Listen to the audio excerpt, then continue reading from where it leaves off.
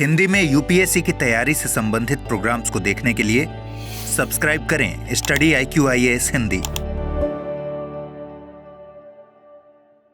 नमस्कार, study IQ में स्वागत है आपका। मैं हूं अमृत उपाध्याय। एनसीईआरटी ने अपनी क्लास 8 की सोशल साइंस की टेक्स्ट बुक को वापस ले लिया है, जो अभी एक दो दिन पहले ही रिलीज हुई थी और इंडियन एक्सप्रेस ने इस पर खबर की थी। कल भी मैंने आपको इस पर वीडियो एक बनाया था और बताया था कि सोशल साइंस की इस किताब पर विवाद इसलिए पैदा हुआ क्योंकि इसमें चैप्टर एक है करप्शन इन जुडिशरी, टॉपिक है करप्शन इन जुडिशरी, और justice delayed is justice denied. इस टॉपिक के अंतर्गत सुप्रीम कोर्ट में 81,000 मामले पेंडिंग है, 62,40,000 मामले हाई कोर्ट्स में पेंडिंग है और डिस्ट्रिक्ट और सबऑर्डिनेट कोर्ट में 4,70,00,000 के करीब मामले पेंडिंग है। ये चुनौतियों के बारे में, चैलेंजेस के बारे में बताया गया था एनसीईआरटी की इस किताब में, लेकिन इस पर सीजेआई सूर्यकांत जी ने कड़ा रिएक्शन दिया और कहा कि will not allow anyone to defame the institution, यानी न्यायपालिका को बदनाम करने की अनुमति किसी को भी नहीं देंगे। और इस पर सुओ मोटो लेने की बात आई कि अब सुप्रीम कोर्ट इस पर स्वतः संज्ञान लेगा, लेकिन उसके पहले अभी जो खबर आई है इंडियन एक्सप्रेस में छपी है कि एनसीईआरटी ने अपनी इस किताब को वापस ले लिया है। तो देखिए, इस पूरे विवाद को थोड़ा सा समझते हैं। कल मैंने हालांकि इस पर वीडियो किया था, एनसीईआरटी बनाम न्यायपालिका। सवाल यही था, क्या 8वीं कक्षा की किताब में न्यायिक भ्रष्टाचार को पढ़ाना सही है?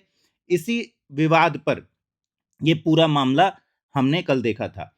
मामला क्या है, एनसीईआरटी की जो नई सोशल साइंस की किताब है उसमें न्यायपालिका में भ्रष्टाचार का उल्लेख था, जैसा मैंने अभी दिखाया, और भारत के मुख्य न्यायाधीश ने इसे संस्था को यानी न्यायपालिका को बदनाम करने की साजिश बताया।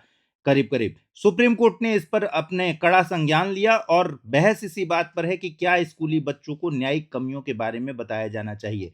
देखिए, सीधी सी बात है, दो पक्ष हैं इसमें। एक पक्ष तो ये कह रहा है कि क्या 8वीं क्लास के बच्चों को न्यायपालिका में भ्रष्टाचार के बारे में पढ़ाया जाना चाहिए? क्या उससे उनका परसेप्शन ये नहीं बन जाएगा कि हमारी न्यायपालिका ही पूरी तरह से भ्रष्ट है? और क्या भ्रष्टाचार सिर्फ न्यायपालिका के भीतर ही बड़ी समस्या है या एग्जीक्यूटिव और लेजिस्लेचर के भीतर भी बड़ी समस्या है? क्या उसके बारे में भी पढ़ाया जा रहा है? दूसरा पक्ष जो कह रहा है कि भाई न्यायपालिका कोई डिवाइन बॉडी तो है नहीं, न्यायपालिका में अगर करप्शन है, पेंडिंग केसेस हैं, तो ये बच्चों को जानना चाहिए, उन आधारों को भी जानना चाहिए, उन चुनौतियों को भी जानना चाहिए।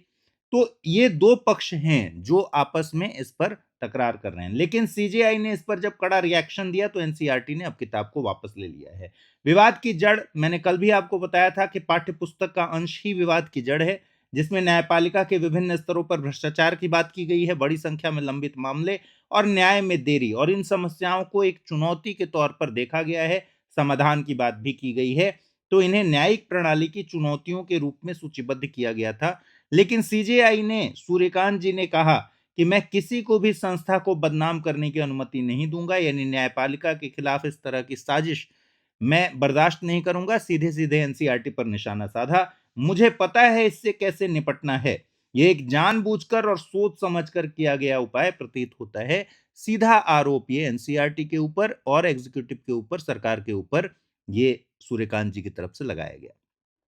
ठीक है, कानूनी जगत में भी बहुत सारी चिंताएं थी जब ये खबर आई थी। कपिल सिब्बल जो कि बड़े वकील हैं, और हम बहुत परेशान हैं कि 8वीं कक्षा के विद्यार्थियों को पढ़ाया जा रहा है कि न्यायपालिका भ्रष्ट है। इसी तरह एम सिंघवी जो बड़े वकील हैं, इससे न्यायपालिका का चयनात्मक चित्रण उन्होंने बताया था। आगे बढ़ें और देखें कि क्या क्या चीजें उस किताब में कही गई थी जो अब हटा ली गई है, मार्केट से बिल्कुल वापस कर ली गई है। उसके पहले मैं आपको बता दूं कि इस समय पावर प्ले सेल चल रहा है स्टडी IQ का। अमृत लाइव कोड यूज करके 12,999 रुपए से कोर्स स्टार्ट है 2027-2028 के लिए। अगर ये यूपीएससी के लिए आप foundation prelims to interview batch में एडमिशन लेना चाहते हैं तो फ्लैट 50% का फायदा उठा सकते हैं। कैसे एडमिशन लेना है, इसी वीडियो के डिस्क्रिप्शन बॉक्स में जाकर एक लिंक है, उस पर क्लिक कीजिएगा तो एडमिशन हो पाएगा। किताब में क्या बातें बताई गई थी? किताब में वही चुनौतियां बताई गई थी कि बड़ी संख्या में लंबित मामले हैं। मैंने बताया 62 लाख से ज्यादा मामले तो हाई कोर्ट्स में पेंडिंग है, 81,000 मामले सुप्रीम कोर्ट में खुद पेंडिंग है, 4,70,00,000 मामले करीब करीब डिस्ट्रिक्ट और सबऑर्डिनेट कोर्ट्स में पेंडिंग है। क्यों पेंडिंग है ये मामले? किताब में बताया गया है कि जजों की भारी कमी है।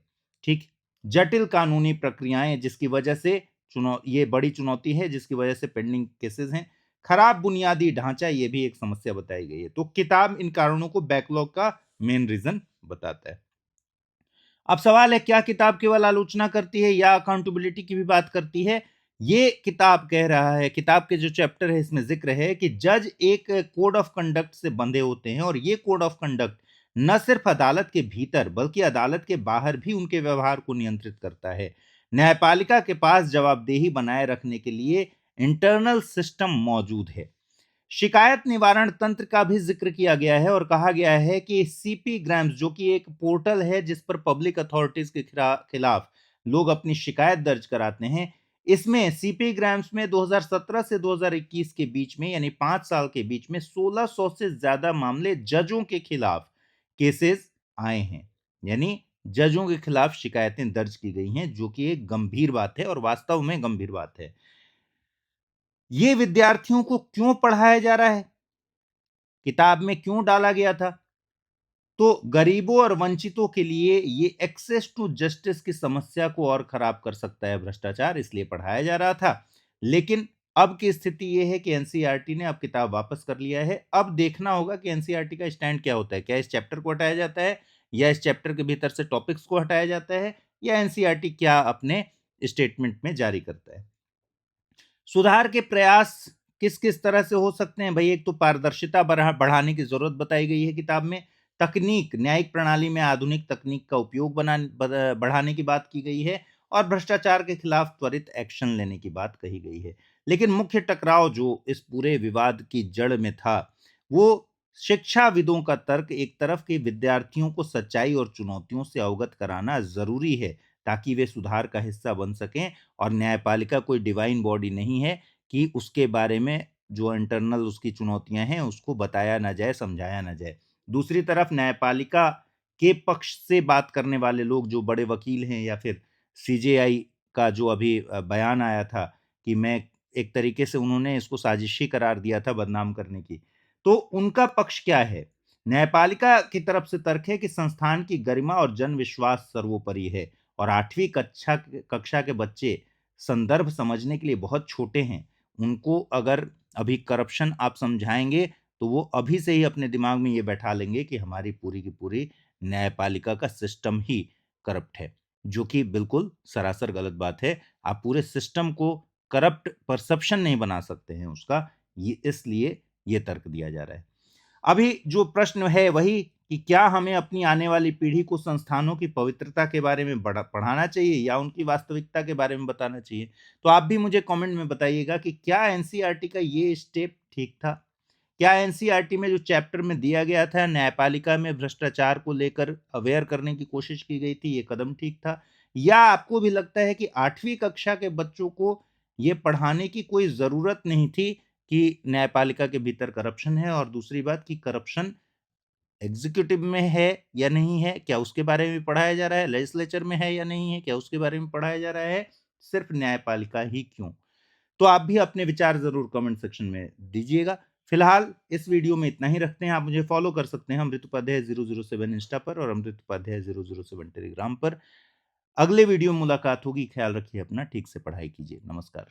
हिंदी में यूपीएससी की तैयारी से संबंधित प्रोग्राम्स को देखने के लिए सब्सक्राइब करें स्टडी IQ IAS हिंदी।